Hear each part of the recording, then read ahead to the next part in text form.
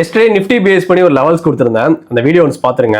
Gain ஆகி நம்மளோட demand ஏரியாவை பிரேக் அவுட் கொடுக்காம ஸ்டில் இந்த ரேஞ்சை சஸ்டெயின் பண்ணிட்டு இருக்கு. இதை தாண்டி மார்க்கெட் கீழே வருது அப்படின்னா அதுக்கப்புறம் இருக்கக்கூடிய இந்த சப்போர்ட் ரேஞ்ச் வரைக்கும் வரதுக்கான சான்சஸ் இருக்கு. இந்த வார் டைம்ல நம்மளோட டெக்னிக்கல் அனாலிசிஸ் எந்த அளவுக்கு பெர்ஃபெக்டா ஒர்க் ஆகுது அப்படிங்கிறத பார்த்தலாம்.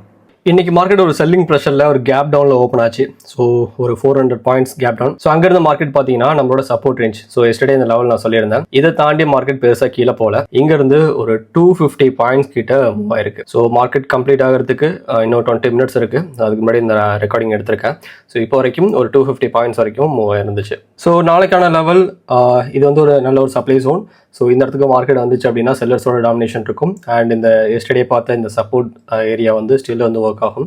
இதை தாண்டி மார்க்கெட் கீழே வருது அப்படின்னா இந்த டிமாண்ட் ஏரியா நாளைக்கு நல்ல ஒரு ரிவர்சல் கொடுக்கறதுக்கான சான்சஸ் இருக்கு. இந்த மாதிரி ஒரு வார் டைம்ல நம்மளோட 90% எஃபிஷியன்சி ஒரு என்ட்ரி கிடைக்குது அப்படின்னா அது நமக்கு எந்த அளவுக்கு ஃபேவரா ஒர்க் ஆகும் அப்படிங்கிறத தெரிஞ்சுக்கிறதுக்கு என்னை ஃபாலோ பண்ணிட்டு நெக்ஸ்ட் வீடியோல பாருங்க.